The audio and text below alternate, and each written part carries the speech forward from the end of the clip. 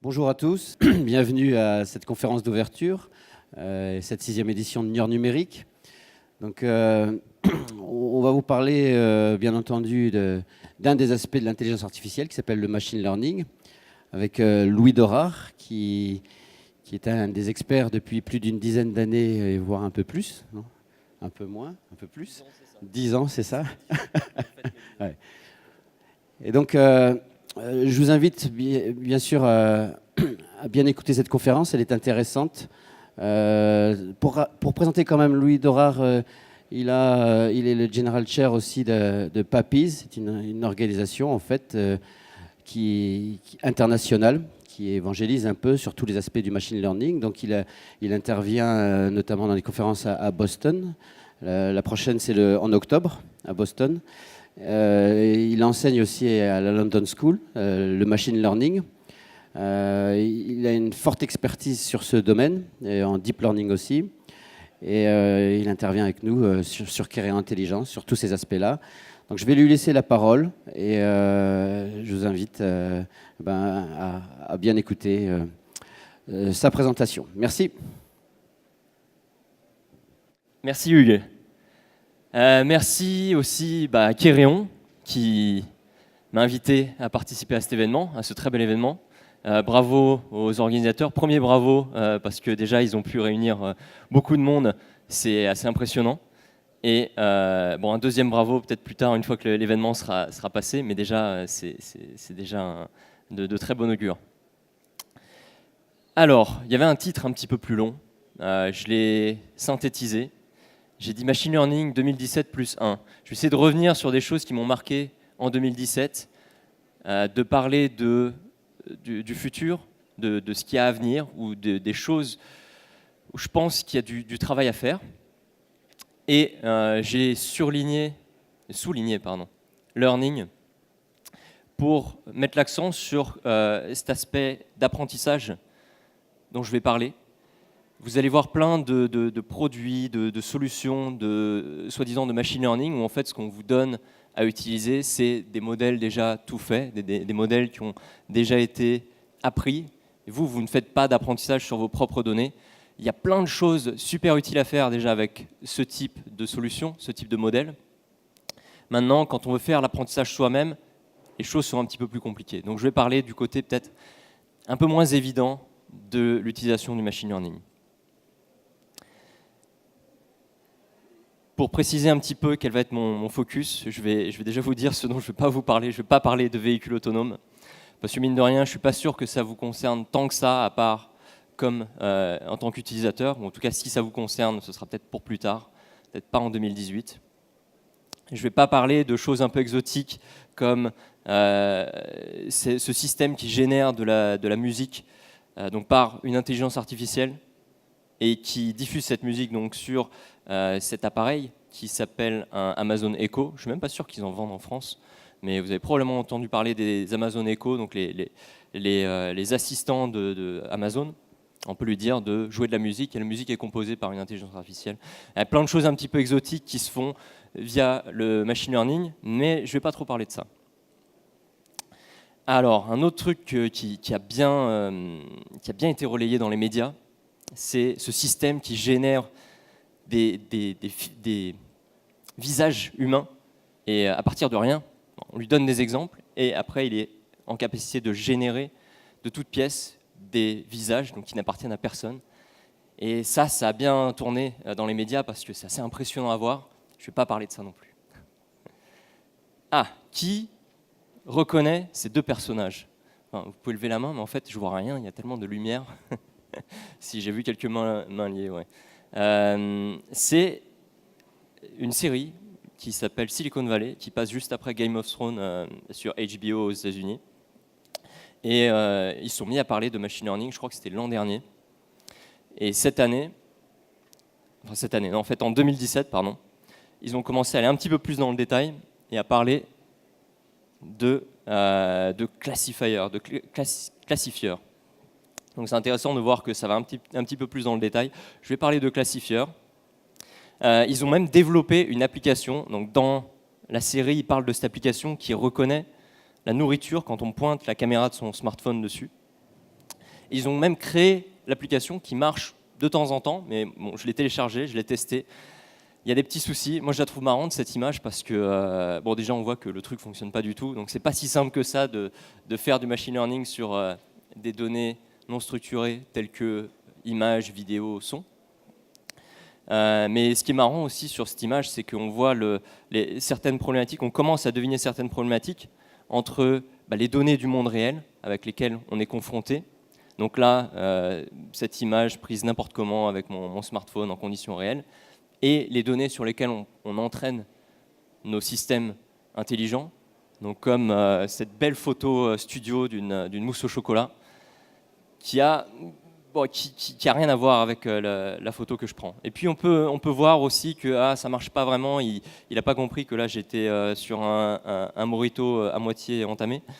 Mais il a quand même compris qu'il y a une sorte de verre, de verrine, donc voilà. Peut-être ça qu'il a mis sur la piste de la mousse au chocolat. Probablement qu'il n'y avait pas Morito dans les données d'apprentissage. Donc si on lui a jamais montré ça, il ne va pas pouvoir le créer de toute pièce. Bon, passons. Non, ce dont on va parler, c'est plus ce genre de données. Des données qu'on a l'habitude de voir dans Excel, numériques, catégories. Et souvent, ce qui se passe pour probablement beaucoup d'entre vous, c'est que vous avez ce genre de données dans vos entreprises. Et vous vous demandez comment en extraire de la valeur. Et ce qu'on nous dit, ce qu'on nous répète très souvent, c'est que pour extraire de la valeur de ces données, il faut de la data science, il faut des data scientists. Et les data scientists sont des personnes très particulières parce qu'elles ont un ensemble de compétences très rares. Il y a les maths, les stats, l'informatique, l'expertise métier. Et idéalement, un data scientist doit réunir tout ça. Le problème, c'est qu'en pratique, il n'y a pas beaucoup de gens qui vraiment satisfont à tous les critères et qui sont pile au milieu. Donc vous allez trouver des gens qui connaissent bien le machine learning, des gens qui connaissent bien le logiciel, des gens qui connaissent bien l'analyse de données, tout regroupé, c'est pas évident. Et c'est pour ça que on appelle ces data scientists des licornes, parce qu'elles sont assez rares. Ce qui fait que si vous vous baladez à un meet-up du style le meet-up de machine learning de Bordeaux, je fais un petit peu de promotion parce que je viens de Bordeaux, ça ressemble à ça. Vous avez des licornes qui se baladent et puis voilà, tout le monde en train de prendre un petit verre de bon Bordeaux. Mais au final, il n'y en a pas tant que ça, ces licornes-là, c'est très rare. On vous dit de les recruter, on vous dit de recruter des data scientists, c'est quand même très compliqué. On nous dit aussi que la data science est censée être le job le plus sexy du 21e siècle. Si vous regardez bien, là, il y a déjà un article dans cette recherche. Là, on voit que Atos semble ne pas être forcément d'accord. Il questionne le fait que le data scientist soit vraiment le job le plus sexy du 21e siècle. Bon, ils ont raison parce que si on en croit Yves Saint Laurent, en fait, le métier le plus sexy, c'est pas data scientist, c'est chercheur en intelligence artificielle. Voilà. Donc du coup, en fait, si je voulais résumer ce que je vais dire, je vais parler de beaucoup de choses, mais le message que je vais essayer de véhiculer, c'est n'embauchez pas un data scientist. Bon, en fait, c'est un peu extrême comme position. Il y a des cas où il faudrait embaucher un data scientist, c'est sûr, mais il y a beaucoup de cas où on se retrouve à se dire il me faut un data scientist, à vouloir recruter un data scientist, et c'est pas ça qu'il faut en fait. Par contre, regardez de plus près les machine learning engineers, les ingénieurs en machine learning. C'est un terme qu'on commence à voir apparaître. Hugues parlait tout à l'heure de Boston. Alors c'est vrai que côte est des États-Unis, aux États-Unis en général, j'imagine, c'est un boulot qu'on voit apparaître très souvent dans les annonces maintenant, peut-être parfois plus que data scientist. D'ailleurs, j'ai un autre exemple en tête en parlant de côte est des États-Unis. J'ai eu la chance, lors de mon dernier déplacement là-bas, de discuter un petit peu avec des gens de l'équipe de Twitter Cortex. Donc, Twitter Cortex, c'est le département intelligence artificielle de chez Twitter, qui est d'ailleurs mené par des Français, bizarrement. Et ils me disaient qu'ils ne cherchent pas à recruter des data scientists, eux, donc ils en ont, mais ce dont ils ont besoin en plus, c'est les ingénieurs en machine learning. Vous allez me dire, oui, data scientist, machine learning engineer, ok, on commence à avoir des profils qui ont l'air similaires. il faut aussi pouvoir les gérer, tous ces profils-là. Et ça a un sens aussi de parler de Machine Learning Manager. Je dis Machine Learning Manager, il y a d'autres noms, d'autres intitulés qui sont similaires dans leur fonction. Ce que je veux dire là, c'est que voilà, il s'agit d'être manager, de gérer, et de gérer des projets de machine learning, des équipes de machine learning. Vous verrez aussi d'autres appellations comme Chief AI Officer, qui a été introduit, je pense, l'an dernier par Andrew Ng, qui est un ponte du machine learning et de l'intelligence artificielle. Donc voilà, c'est tout ça pour dire qu'il y a besoin de gérer ces personnes-là. On ne peut pas juste tout confier à un seul data scientist. Et voilà, j'ai promis dans mon intitulé de présentation de parler à la fois de la démocratisation du machine learning, des tendances et des challenges. Il y a énormément de choses à dire sur ces points-là, parce que le machine learning est un domaine extrêmement vaste. Tellement vaste qu'il y a certaines conférences où je vais qui me font me dire qu'après 10 ans de machine learning, en fait, je ne sais rien. Mais voilà, l'univers du machine learning est très étendu. Moi, ce que je vais vous montrer forcément, c'est mon univers à moi. Et pour essayer de situer un petit peu cet univers, je vais essayer de vous dire rapidement qui je suis. Donc, je suis Louis Dorard. J'ai écrit il y a 3 ou 4 ans un livre d'introduction au sujet du machine learning. Très simple, très basique. Certaines personnes m'ont dit que ça pouvait se lire en une demi-journée à la plage, mais qu'ils l'ont fait comme ça. Très bien. Et j'ai un doctorat en machine learning. Je ne sais pas ce qu'a cette personne-là comme type de doctorat. Mais moi, c'est le machine learning. Et j'enseigne, comme l'a dit Hugues, à Londres, à University College London, où dans ce beau bâtiment qui a une belle vue sur la City. Il y a plusieurs campus, mais voilà, nous, on est dans le campus un petit peu à faire, parce que c'est l'école de management qui est rattachée à cette université. Ce qui est super intéressant, la raison pour laquelle je trouve intéressant de mentionner ça, c'est de se dire quand même qu'il y a des cours de machine learning qui font leur entrée dans des écoles de management. Donc ce n'est pas une discipline réservée à des profils techniques. Et on commence aussi à voir ça, moi je vois ça un petit peu à Bordeaux, où il y a un intérêt. Alors, le cursus inclut pas tant que ça. Nous, on a vraiment un cours spécifique à UCL sur le machine learning, mais ça commence à arriver aussi, voilà, petit à petit, dans d'autres universités. Et comme l'a dit Hugues également, je gère les conférences PAPIS, dont la principale préoccupation est de parler de l'intégration du machine learning dans des applications réelles. On ne va pas tant parler que ça de comment modéliser tel ou tel phénomène, comment créer un meilleur algorithme. Ce dont on va parler, c'est toutes les problématiques, tous les outils, tous les cas d'usage quand on veut mettre le machine learning en pratique et faire des choses utiles avec le machine learning. Et donc ça, effectivement, c'était une photo prise à Boston. Et notre prochaine conférence, c'est la semaine prochaine à Londres. Dernière casquette que j'arbore, c'est celle de consultant, où j'accompagne les entreprises dans leur intégration du machine learning, et je fais aussi des ateliers que j'appelle des ateliers d'accélération au machine learning, et je collabore entre autres avec Kéréon. Ok, rentrons un petit peu dans le vif du sujet, avec des exemples simples du machine learning pour s'assurer qu'on est à petit peu près tous synchro sur ce dont on parle.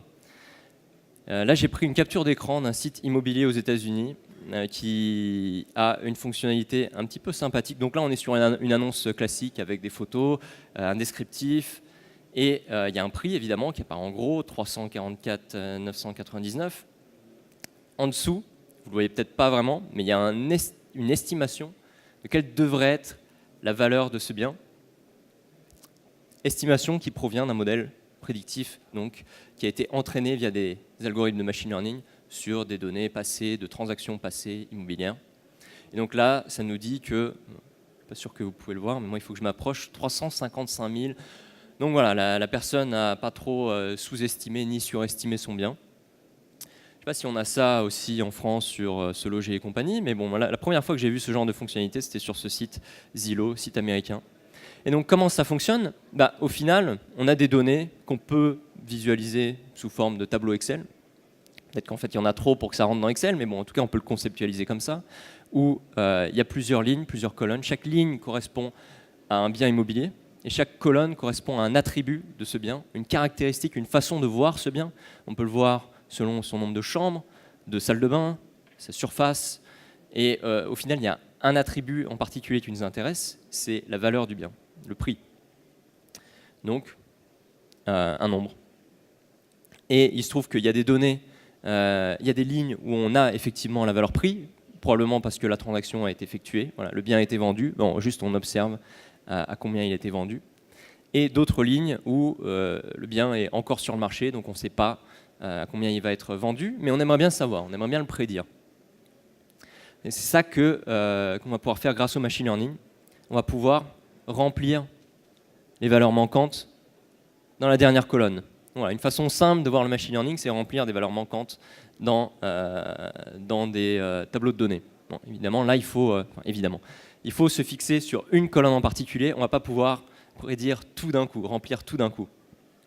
Et ça ne peut fonctionner que s'il y a suffisamment d'exemples où les valeurs sont présentes. C'est-à-dire que si j'avais que 2 valeurs présentes et tout le reste était manquant, intuitivement, on se dit ça va être difficile. Alors, 2 phases dans le machine learning. Une première phase d'apprentissage, une deuxième phase de prédiction. Ce qui va nous permettre de remplir ces valeurs manquantes, c'est ce qu'on appelle un modèle. Ce modèle, il faut le créer. On va le créer à partir des exemples où les valeurs ne sont pas manquantes. Donc là, ce que j'ai noté, c'est des couples I et O. I pour input, entrée. Donc ça va être toutes les infos qu'on a, dans tous les cas, sur nos biens immobiliers.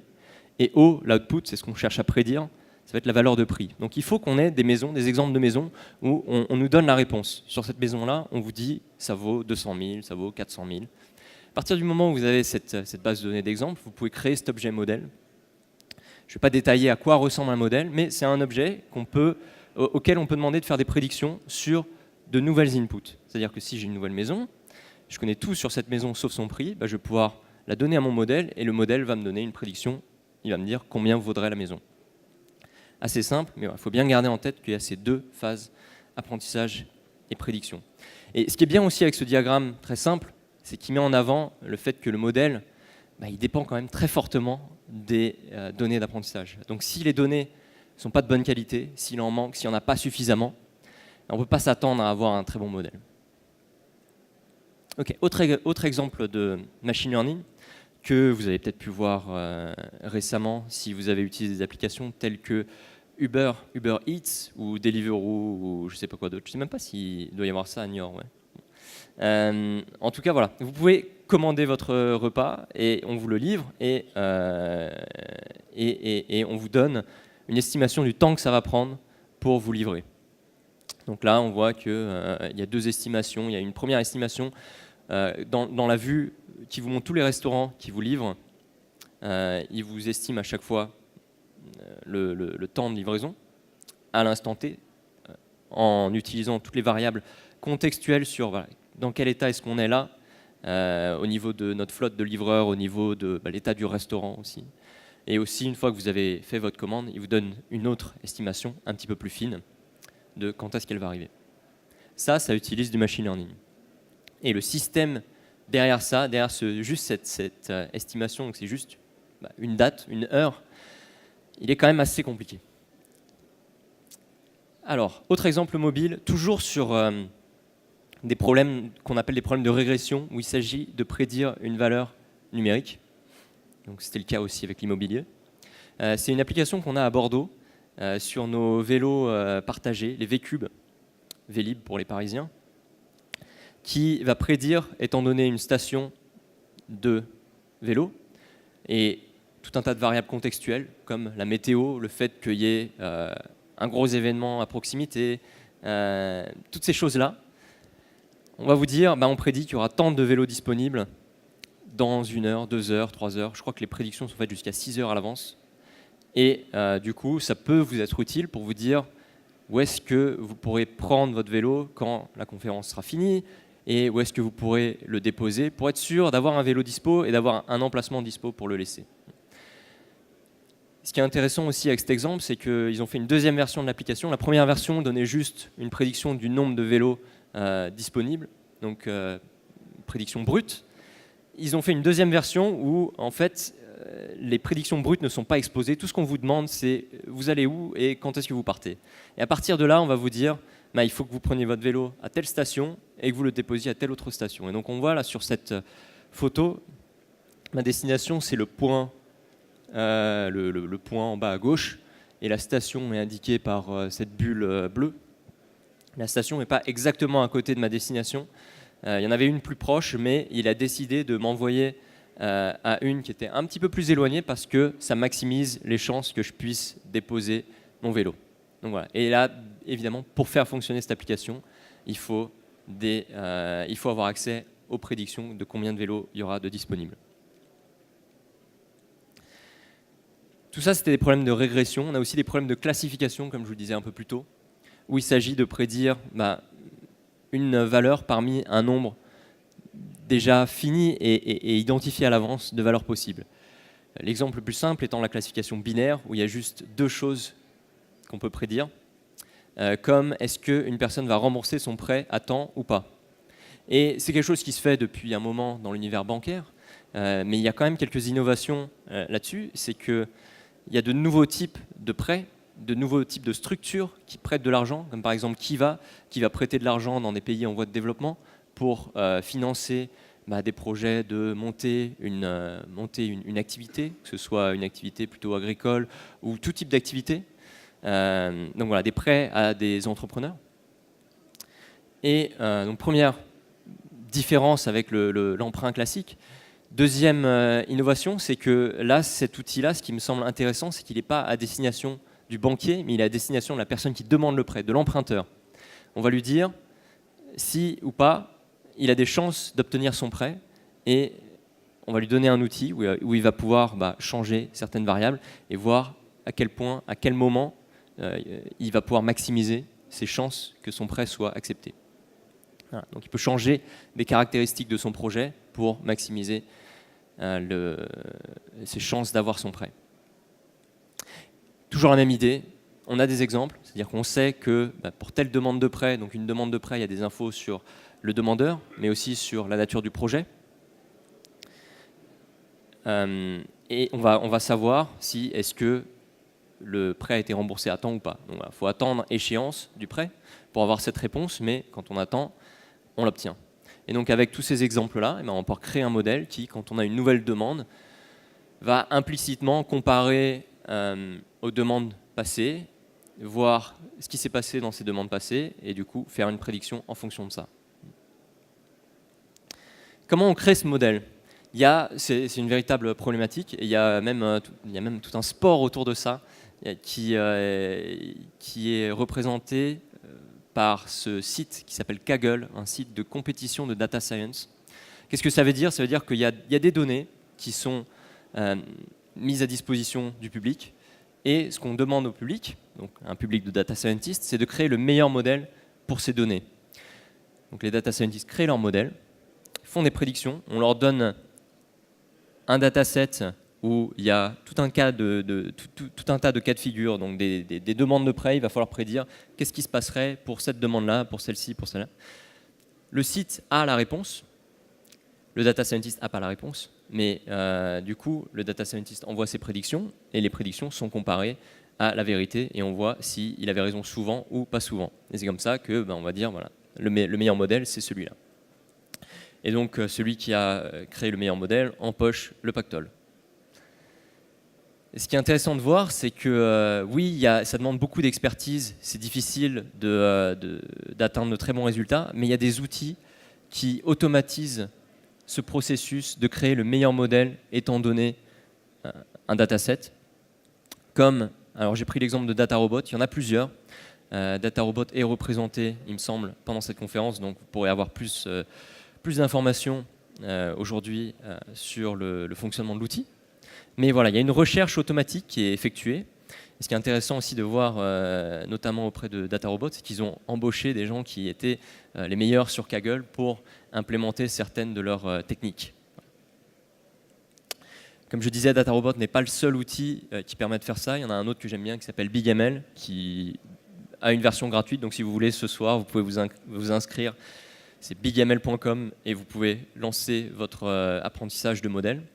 Là, l'exemple qui est donné est sur un dataset du diabète où chaque entrée, chaque input correspond à une personne sur laquelle on a fait différentes mesures, prélèvements de sang. Donc on a tout un tas d'informations numériques et même catégorielles sur cette personne. Et ce qu'on cherche à prédire, est-ce qu'elle est diabétique ou pas. Et j'ai testé ça j'ai testé le système de BigML là-dessus, donc un système qui utilise des réseaux de neurones profonds.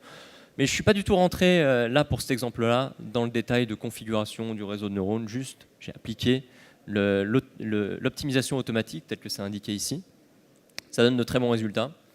Et en comparant aussi à ce que font les humains sur un challenge Kaggle, donc c'est un dataset historique, le dataset celui-là du diabète. C'est intéressant aussi de regarder sur des datasets un peu plus récents, notamment sur ceux qui existent sur Kaggle, des compétitions Kaggle. Celui-là était un dataset où il fallait classifier des pages web, entre pages web à durée de vie courte, comme les news, des actualités qui seront plus intéressantes d'ici quelques semaines, et le contenu qui est vraiment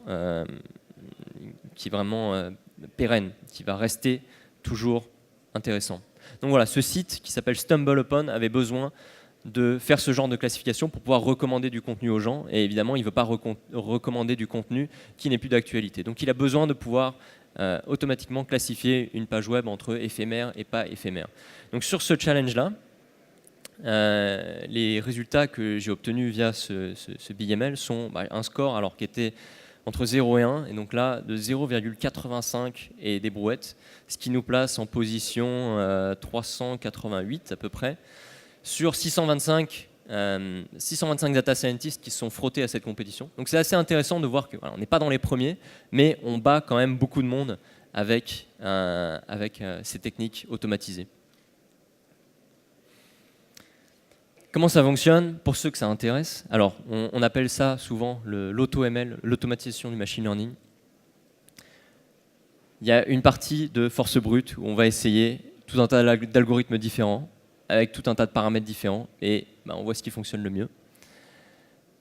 Il y a aussi possibilité d'être plus intelligent dans ce qu'on va tester, et d'utiliser le machine learning pour le machine learning. Je m'explique. On a un premier système de machine learning qui doit trouver un modèle pour notre compétition Kaggle. Là, dans mon exemple, il s'agissait de prédire si la page est éphémère ou pas. On va considérer un deuxième problème de machine learning, donc avec un deuxième modèle qui, lui, ses entrées, c'est les paramètres de votre algorithme utilisé pour votre challenge Kaggle. Et la sortie, c'est la performance. Et donc du coup, votre deuxième algorithme de machine learning, lui, il va essayer de comprendre quelle est la relation entre les paramètres que vous utilisez pour votre challenge Kaggle et la performance que vous obtenez. Et donc, comprenant cela, comprenant ces relations, il va être plus intelligent dans quels paramètres tester pour optimiser vos résultats sur votre challenge Kaggle. Voilà, c'est le machine learning appliqué au machine learning. Ça fait un peu récursif. Ça marche très bien. Une autre technique qui est très intéressante, c'est celle du meta-learning, où ce qu'on va essayer de faire, c'est de trouver une relation entre des caractéristiques d'un problème, des caractéristiques d'un dataset, et donc ça c'est ce qu'on a en entrée, et en sortie, quel algorithme utiliser avec quels paramètres. Si on est en capacité de faire ça, du coup, au lieu de commencer à tester des choses de façon aléatoire, on va commencer par tester ce qu'on prédit être le mieux, étant donné les caractéristiques de notre problème, étant donné les caractéristiques de notre dataset. Voilà. Et si vous vous dites, ok, très bien, les outils propriétaires, soit, mais moi je veux de l'open source, il y a aussi de l'open source, en particulier un outil qui s'appelle AutoScaLearn, donc qui se branche sur une librairie open source très connue, scikit-learn, c'est la librairie open source de machine learning en Python. Et AutoScaLearn fait à peu près la même chose. Ce que je trouve intéressant de remarquer, c'est que ça intéresse beaucoup l'industrie de pouvoir automatiser ces choses-là, gain de temps, et puis si on peut se passer d'un data scientist, ça peut potentiellement être utile. Mais aussi, ça intéresse beaucoup la recherche, et la recherche est assez récente, même si là, le papier qui est mis en avant date de 2015, de fin 2015, c'est un sujet de recherche assez chaud. Donc c'est Voilà. Intéressant de mentionner qu'il y a des sujets qui sont vraiment chauds pour la recherche et pour l'industrie à la fois. Et donc du coup, si on peut créer des modèles de façon automatique et que ces modèles fonctionnent bien, peut-être qu'il ne faut pas passer tant de temps que ça à la création de modèles. Il y a peut-être d'autres choses sur lesquelles on peut se concentrer. Et en fait, il y a beaucoup de façons d'approcher le machine learning. La façon à laquelle on pense peut-être en premier, c'est les algorithmes. Si on fait l'analogie entre voilà, le machine learning, c'est une technologie qui vous permet d'aller d'un point A à un point B, une voiture. Voilà. Et ben, on peut se dire, ok, il nous faut un moteur, et donc on va travailler sur le moteur. On va changer un petit peu le moteur, on va optimiser le moteur, on va rajouter des trucs pour que ça aille plus vite. Et donc ça, c'est un petit peu ce que je dirais, ce que les gens font dans la recherche ou en thèse. On va créer de nouveaux algorithmes potentiellement plus performants. Ce qu'on fait sur Kaggle, c'est qu'on va utiliser des librairies déjà existantes. On ne va pas réinventer la roue, on réutilise des algorithmes, on les combine de façon à avoir les meilleurs résultats possibles, étant donné le problème. Donc voilà, c'est un petit peu ce que fait Exhibit dans son émission de tuning, où voilà, le client lui dit, enfin la personne lui dit, moi je veux une voiture comme ça, et lui, il assemble la voiture et voilà, il va pas toucher au moteur. C'est un petit peu le fait de participer à Kaggle, moi je l'identifie à ça. Et dernière solution, vous n'allez pas regarder sous le capot, vous utilisez la machine qui fait les choses bien, qui est super performante, et vous n'avez pas à vous soucier de ce qu'il y a sous le capot, vous faites juste votre boulot d'aller d'un point A à un point B. La vie de cette personne n'est pas si simple que ça, le Michael Knight de l'informatique, mais je vais en parler un petit peu plus. Et avant ça, j'ai trouvé que cette citation était assez intéressante de Jeremy Howard, qui est un ponte aussi du machine learning, qui à la fois du machine learning théorique mais appliqué. Il a monté pas mal de boîtes qui ont très bien fonctionné.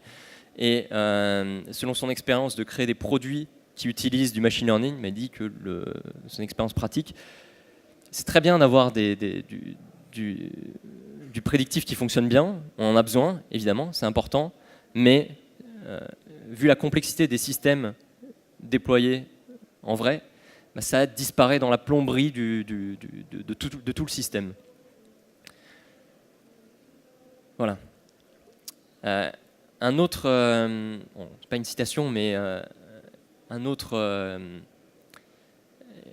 chose que j'aimerais citer et que j'ai trouvé assez amusante, c'est ce dessin de XKCD. Ce sera peut-être pas connu du grand public, mais les développeurs connaissent bien XKCD. Et c'est intéressant, c'est de voir aussi que dans la communauté de développeurs, on commence à avoir des petites blagues autour du machine learning, ce qui n'était pas du tout le cas avant. Mais voilà, les développeurs s'approprient bien le sujet, même s'ils ne sont pas data scientists. Quand même, ils savent un minimum de plus en plus de quoi il s'agit avec le machine learning. Ce qui est marrant, c'est que ça dit voilà, une personne qui est étonnée de voir que d'un système de machine learning, au final, on a l'impression qu'on met des données dans une pile de... Alors là, il parle d'algèbre linéaire. Moi, je changerais peut-être pour dire, au lieu d'avoir une pile d'algèbre linéaire, on a une pile de techniques d'automatisation du machine learning, et il en ressort des réponses. Et qu'est-ce qui se passe si les réponses ne sont pas bonnes ? On mélange la pile jusqu'à ce qu'elles aient l'air d'être bien. Et c'est vrai que ça ressemble beaucoup à la réalité au final. C'est triste à dire, mais ça ressemble à la réalité. Là, je trouve qu'ils ont bien saisi un point sensible.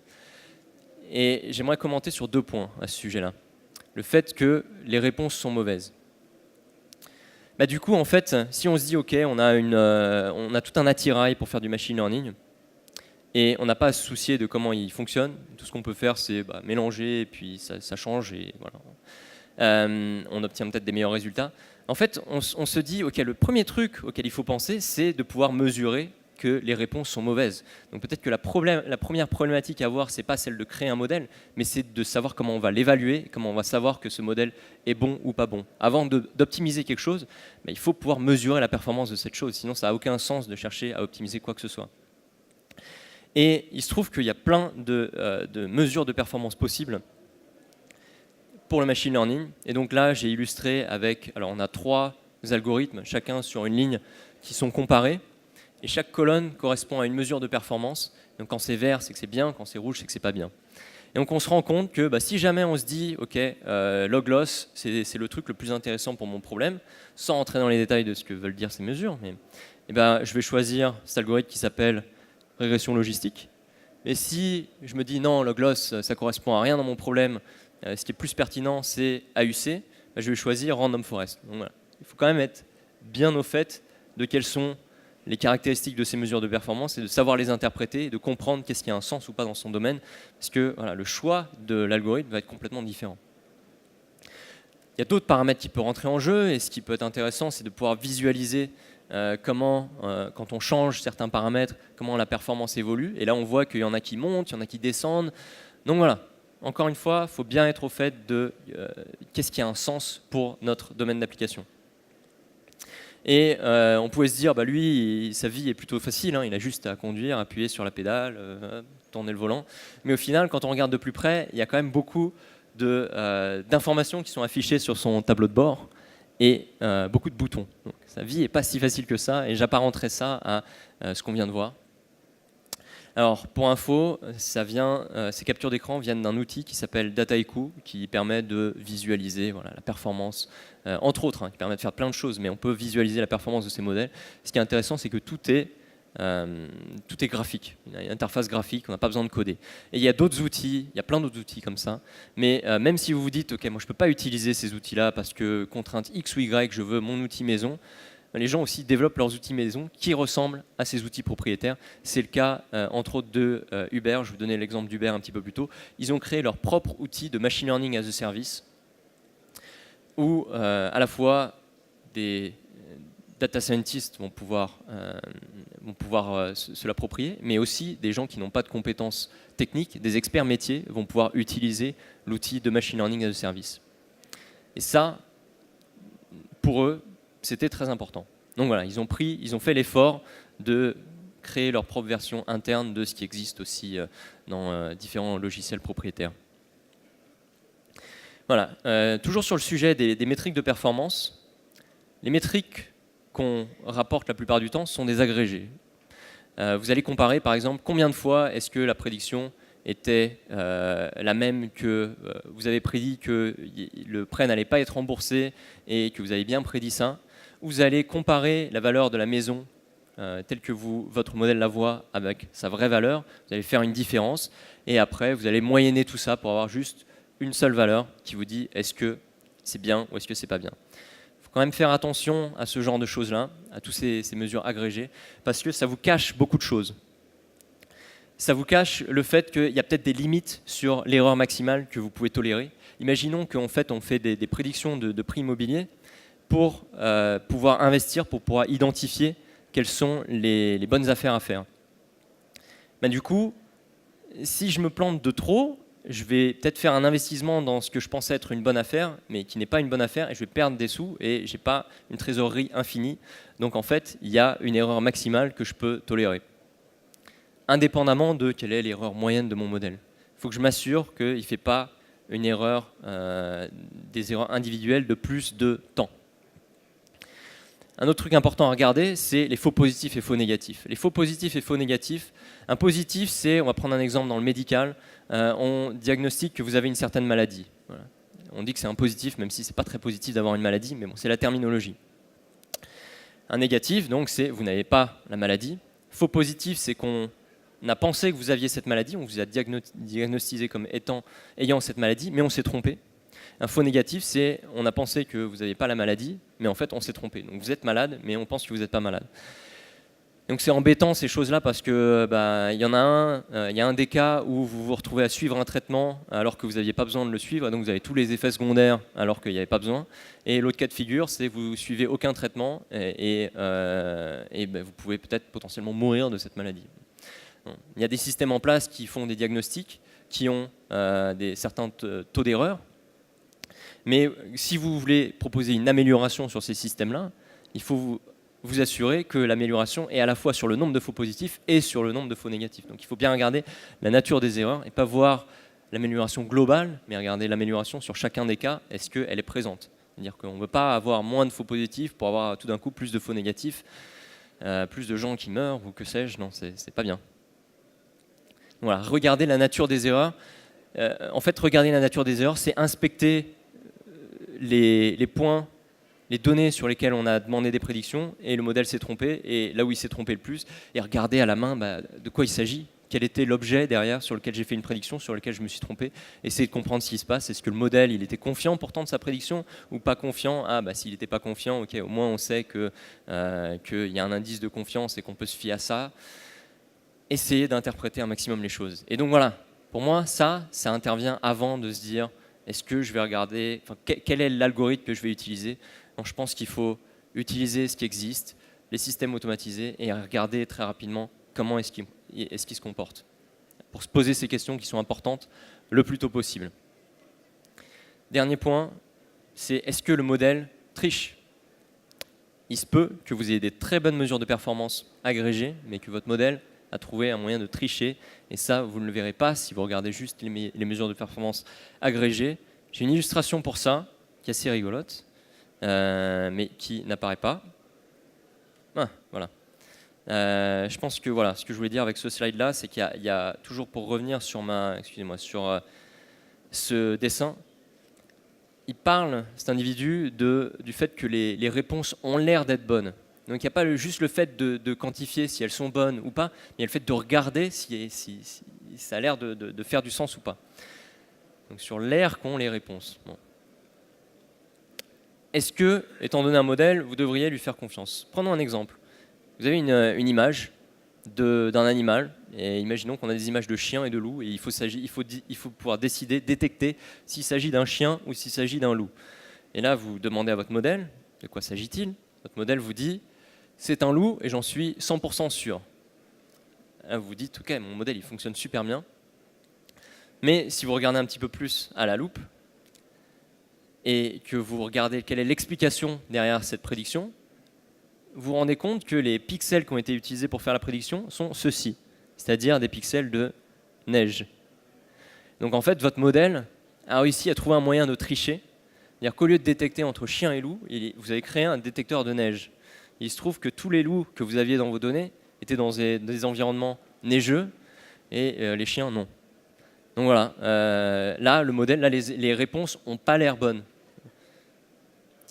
Donc a priori il ne faudra pas lui faire confiance à ce modèle-là. C'est-à-dire que dès qu'on va avoir un cas de figure avec un loup qui n'est pas dans la neige, on risque de se planter. Bon, peut-être une des solutions, ce serait de se dire je vais rajouter à mon dataset des images de loups qui ne sont pas dans un environnement neigeux, et puis du coup je vais pouvoir remonter, je verrai les erreurs de façon un peu plus évidente. Mais bon, dans tous les cas, c'est intéressant de regarder ce qu'il y a sous le capot du modèle. Et on peut se dire que en fait, pour ça, il faut que le modèle soit une boîte blanche, mais il y a des techniques, les techniques qui sont utilisées là fonctionnent sur des modèles boîte noire.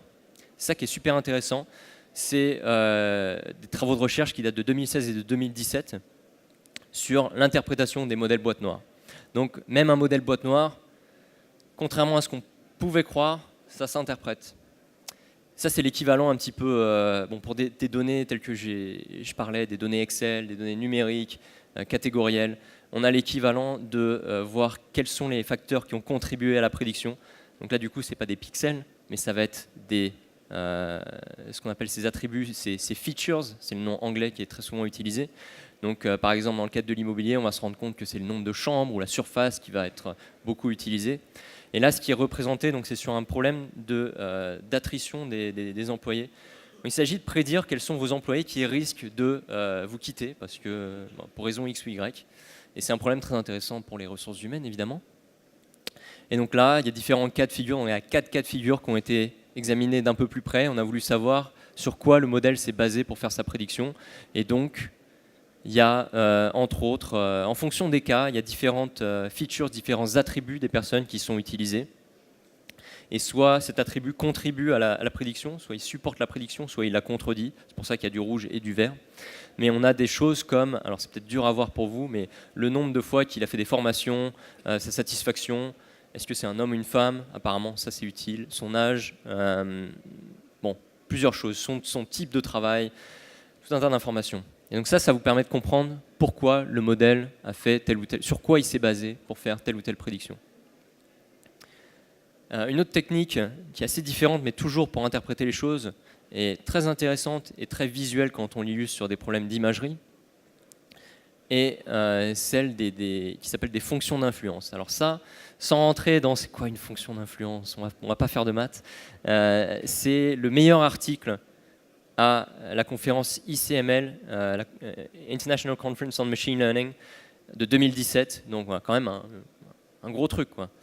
Et ça consiste à dire, j'ai une image de test, poisson. Alors il faut classifier entre poisson et chien. Je ne sais pas pourquoi ils ont considéré ce problème, peut-être parce que visuellement c'est sympa, c'est les chercheurs. Bon.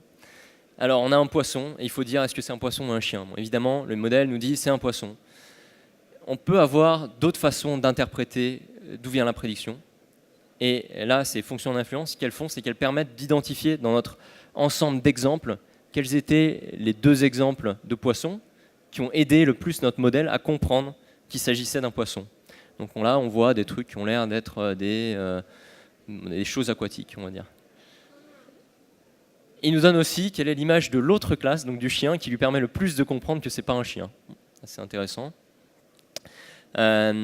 Et du coup, là, vous dites, OK, ça a l'air de bien fonctionner. Mais ça peut être aussi utile pour comparer 2 modèles entre eux. C'est-à-dire que si je le fais sur un autre modèle, je vais me rendre compte qu'il y a 2 autres images de poissons qui vont sortir. Bon, 2, c'est arbitraire, je pourrais choisir 3, 5, ce que je veux. Et là, on peut se dire, le modèle 2, même si imaginons que modèle 1 et modèle 2 aient les mêmes mesures de performance agrégées, là, on va être tenté de choisir plutôt modèle 2 parce que les 2 qui nous ressortent sont aussi des poissons clowns. Donc le modèle a bien compris de quoi il s'agissait. Donc voilà, c'est aussi un sens pour choisir entre modèles, de regarder ces interprétations. Ok, ça fait déjà beaucoup de choses. Il ne reste pas tant de temps que ça. Je vais accélérer un petit peu. Je ne vais pas présenter ça. Je vais présenter, toujours sur Kaggle. Kaggle a fait une enquête auprès de data scientists pour savoir quelles étaient leurs barrières principales à l'intégration du machine learning dans des applications, dans leur métier, dans leur processus, dans leur... voilà. Et ce qui ressort, c'est plusieurs choses. Encore une fois, c'est peut-être difficile de voir, mais le manque d'une question claire à laquelle répondre, le fait que les résultats ne soient pas utilisés par les décideurs, le manque d'input,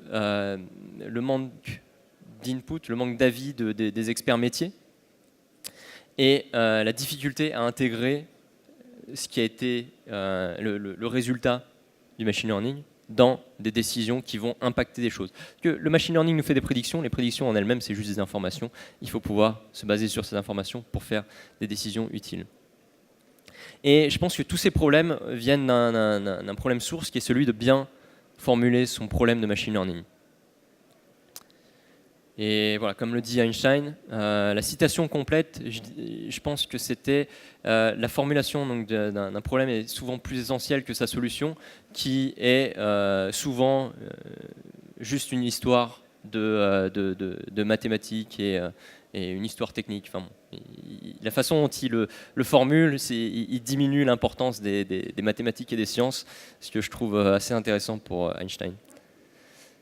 Pour ça, il y a un outil qui est très pratique, qui s'appelle le Machine Learning Canvas, qui vous permet de spécifier quel est votre problème et de spécifier aussi quel système vous souhaitez mettre en place pour résoudre votre problème. L'idée de ce document est de décrire la partie apprentissage d'un système intelligent, un système d'intelligence artificielle. De quelles données on se sert, comment on va utiliser les prédictions et comment est-ce qu'on va mesurer que le tout fonctionne. C'est pour ça qu'au final, même s'il y a plusieurs sections, la structure fait que il y a 3-4 grosses parties. La première étant quel est votre but, qu'est-ce que vous voulez faire, pourquoi vous voulez le faire et pour qui aussi. C'est très important de se placer dans la tête d'un utilisateur final, d'une personne qui va bénéficier de tout votre travail. Et après, il y a le comment. Alors le comment, en faisant des prédictions. Et pour faire les prédictions aussi, j'ai besoin d'apprendre. Une partie prédiction, une partie apprentissage. Et à quel point est-ce que ça fonctionne, comment j'évalue. Ça commence par des informations plus, on va dire, pour des informations de contexte sur quelles sont les sources de données disponibles, comment est-ce qu'on collecte les données, comment est-ce qu'on va collecter les données, quelle est la tâche de machine learning qu'on veut effectuer, est-ce que c'est de la classification, de la régression, qu'est-ce que j'ai en entrée, qu'est-ce que j'ai en sortie, quelles décisions je vais prendre à partir de ces sorties prédites.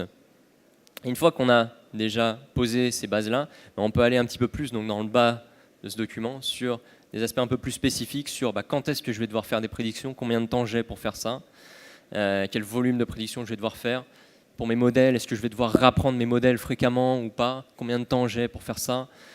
Quelle représentation je veux extraire de mes sources de données?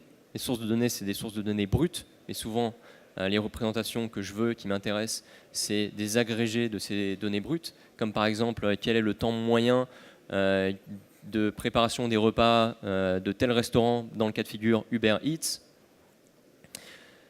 données agrégées. Et aussi, ce qui est intéressant de noter, c'est qu'il y a l'aspect intégration dans le domaine d'application qui est représenté à la fois à l'extrémité gauche et l'extrémité droite. Gauche-droite. Il y a la collecte des données, vous collectez les données, vous mesurez ce qui se passe dans votre domaine d'application. Et il y a le fait d'effectuer des décisions où vous impactez votre domaine d'application. Et c'est intéressant de regarder ces deux choses-là, même si elles sont assez éloignées sur le document, en même temps, parce que ça peut faire apparaître des boucles de rétroaction, comme le fait de regarder quels sont mes clients qui ne renouvellent pas leur abonnement, qui vont à la concurrence. Et le fait d'agir, je fais des prédictions, je prédis que telle personne risque de ne pas renouveler, de ne plus être un client, et je vais faire quelque chose pour la convaincre de rester, cette personne-là. Mais du coup, si ça fonctionne, le coup d'après, je vais mesurer qu'elle est restée alors que je pensais qu'elle allait partir. Donc voilà, il y a des boucles de rétroaction qui peuvent exister, qui peuvent poser des problèmes. Et le fait de mettre ces choses-là par écrit, ça simplifie la vie. Et la partie du bas, c'est sur plus des préoccupations techniques, mais on ne va pas avoir le temps d'en parler. Et ça peut être très intéressant de remplir ce document à plusieurs personnes en mélangeant les profils, à la fois en ayant des profils de data scientist, des profils métiers, des profils, les managers, les ingénieurs logiciels, data engineer, machine learning engineer. Donc ça, c'était à l'occasion d'un atelier que j'ai fait récemment. Et ne pas oublier l'élément créatif, la petite bière qui se cache en bas à gauche. C'est bien d'être créatif aussi quand on brainstorm pour noter toutes les idées possibles. Voilà, il me restait une partie pour laquelle j'ai 7 minutes, la partie cassage de tête. Je vais la faire en rapide du coup. Je ne sais plus qui m'a dit ça hier soir, il m'a dit vas-y, casse-leur la tête. C'est pas très gentil, mais bon, il y a des cas de figure où le machine learning est simple.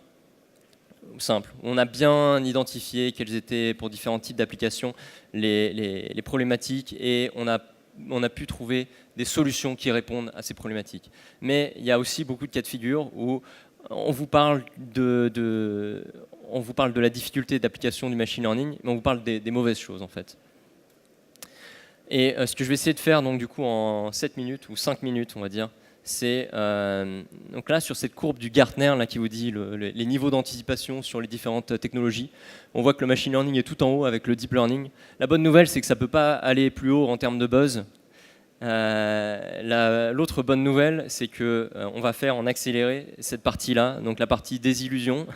Comme ça, peut-être que le reste de la journée, les autres intervenants ou les personnes avec qui vous discuterez pourront vous faire la phase d'après, qui est la phase d'illumination, donc, où on revient sur le fait de se dire, OK, au final, non, ça peut fonctionner.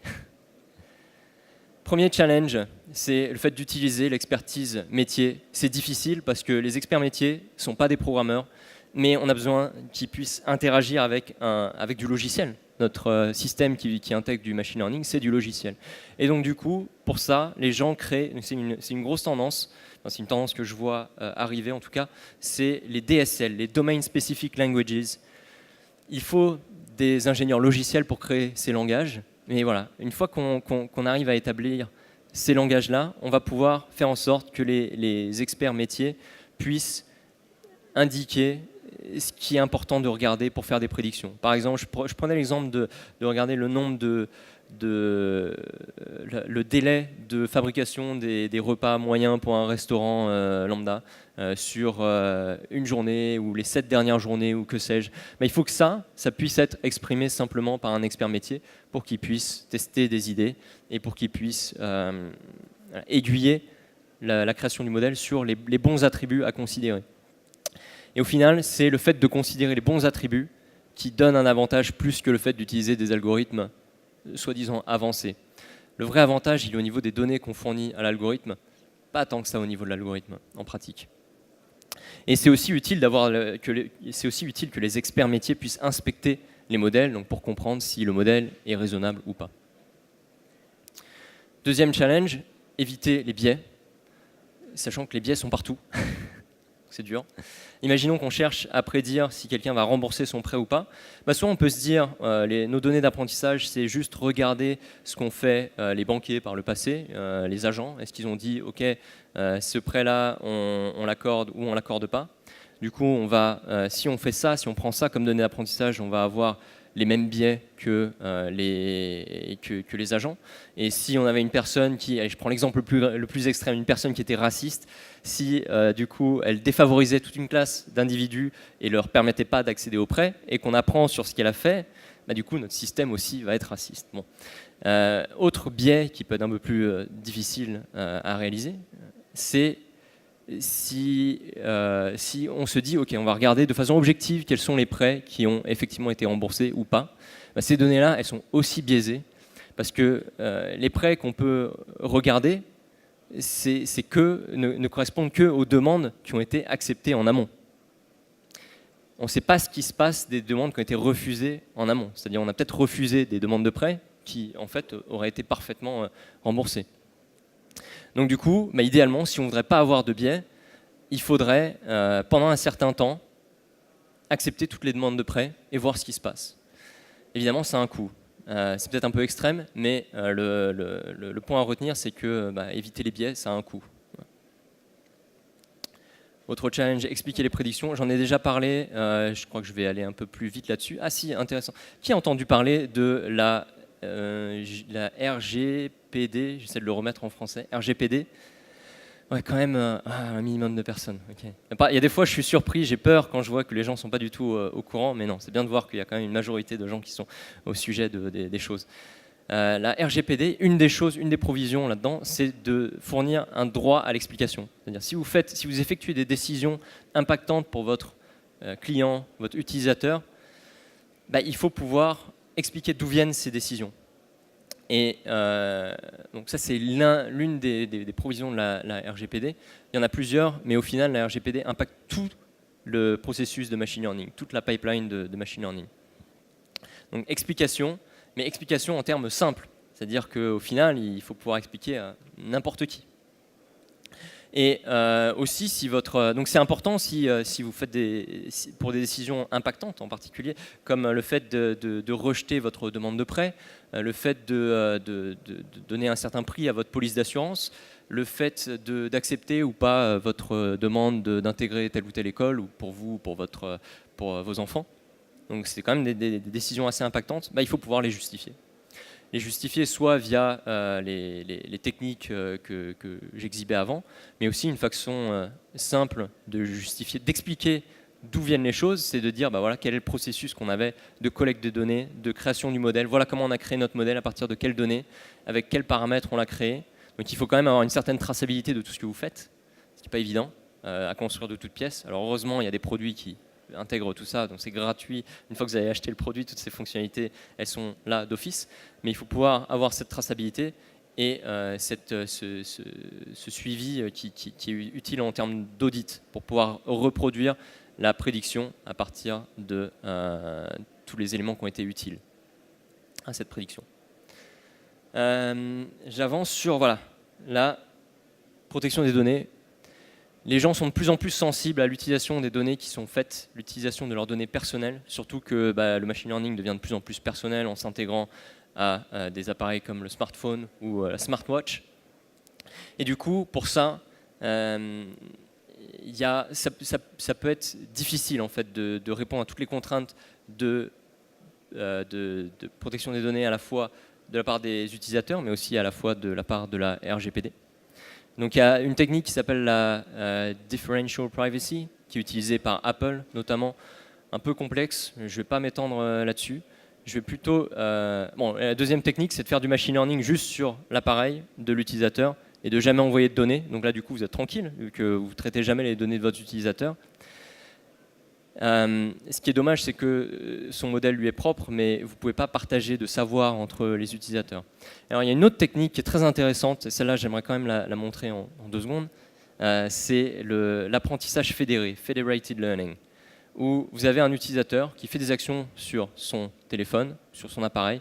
On va pouvoir apprendre, il y a un modèle qui va tourner sur son appareil, qui va apprendre des choses, et donc il va y avoir une mise à jour du modèle à partir de ce qui a été observé, des données observées sur le téléphone de cet utilisateur. Donc c'est ce qui est représenté par ce petit carré vert là. Et ça, c'est envoyé à un service donc, centralisé. Donc toutes les petites mises à jour de modèles sont regroupées de tous les utilisateurs et sont moyennées pour avoir une mise à jour globale du modèle. Donc c'est l'étape tout en bas là, dans ce petit nuage. Et ce modèle mis à jour là, est renvoyé à tous les utilisateurs. Donc c'est un peu décentralisé dans le fait que l'apprentissage se fait sur les appareils de chacune des personnes, mais il y a quand même un côté centralisé pour tout réunir. Donc c'est pas totalement décentralisé. Et ça, c'est vraiment identifié comme l'une des tendances à venir pour s'affranchir de certaines contraintes de privacy. Je vais devoir accélérer, aller jusqu'à la fin. Il y avait quand même beaucoup de... J'ai préféré prévoir large, mais je voudrais vous laisser avec cette citation qui est que souvent, quand on crée un produit, quand on est en charge de créer un produit, a priori, on s'occupe de faire un produit qui sert et qui résout un problème, mais que il se trouve qu'on observe que dès qu'il y a du machine learning qui rentre là-dedans, tout le monde oublie ça en fait. Tout le monde devient omnubilé par le côté algorithmique, le côté modeling, le côté prédictif, et il ne faut pas. Voilà, un certain Chris Butler qui a dit ça. Bon, je ne vais pas m'étendre sur lui, mais voilà, au final, du coup, si vous envisagez de recruter un data scientist, réfléchissez-y à 2 fois. Peut-être que ce qu'il vous faut, c'est un machine learning manager. Peut-être ce qu'il vous faut, c'est un ingénieur logiciel qui connaît le machine learning. Et peut-être que ce qu'il vous faut, c'est un produit de machine learning qui va vous simplifier la vie parce qu'il y a quand même beaucoup de problématiques. Donc voilà, ceci étant dit, si vous voulez rester en contact, vous pouvez me contacter via mon site louis.ai, c'est simple. J'ai aussi des ressources, des ressources gratuites pour apprendre 2-3 concepts de base sur le machine learning. Donc voilà, n'hésitez pas à aller là-dessus, à me contacter. Et si vous voulez me contacter aujourd'hui, je serai sur le stand de Kéréon Intelligence. Voilà. Merci beaucoup.